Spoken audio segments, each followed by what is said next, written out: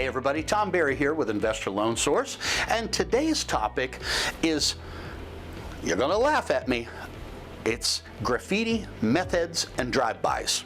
That's what we're going to talk about, graffiti, meth heads, and drive-bys. Now, what in the world am I talking about?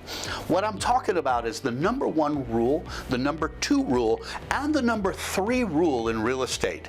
And they're all the same, and you've all heard it 100 times. Location, location, location. So, what does that actually mean, though?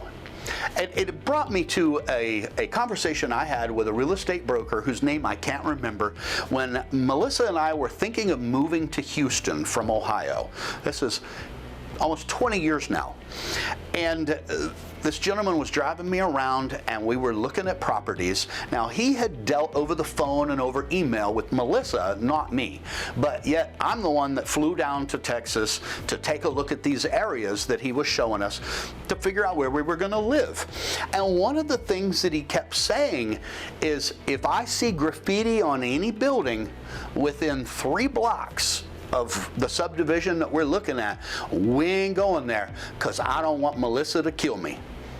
And that was what this broker used as a gauge on whether an area was good or bad.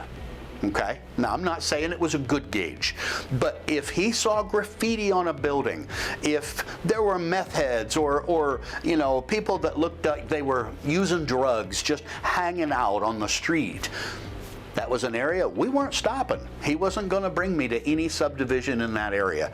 You could take that and extrapolate it, obviously, and look at crime statistics. Are there drive-bys in the area, or what other types of crime?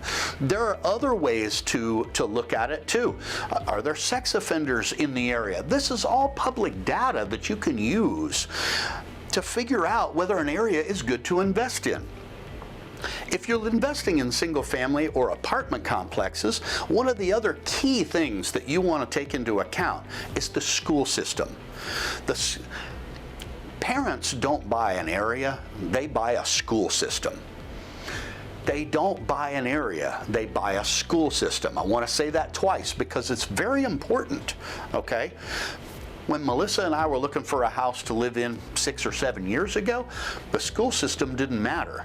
And that was a real good thing for us because the school system we did move into, it was horrible. It was actually taken over by the state a year later. We knew that was coming. But we didn't care. We're empty nesters. We don't have any kids living at home with us. You know, our kids are off on their own and have kids of their own in neighborhoods with good schools. But for us, it didn't matter. So these are all things that you want to take into account. The crime in the area, the school district, and not just school district either, the actual schoolhouse. Is this elementary school, this middle school, and this high school that is connected with this particular property good? Okay, just because the school district scores good doesn't mean that every school in that district scores well. So that's something that you want to look at. Pull up crime statistics, pull up sex offender data, pull up all of those things. Now, in addition to that, when we're talking about location, you also want to look at some of the things that I missed early in my career.